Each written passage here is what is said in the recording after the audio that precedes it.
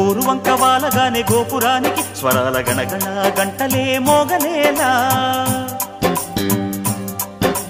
గోపబాలుడొచ్చినాక గోకులానికి పెదాల కిలకిలా పువ్వులే పుట్టలేదా బాలకృష్ణుడొచ్చినప్పుడే వయ్యారి నందనాలు నాట్యమాడగా వారసుణ్ణి చూసినప్పుడే వరాల వాంఛలన్నీ పల్లవించగా నందుడింట చింత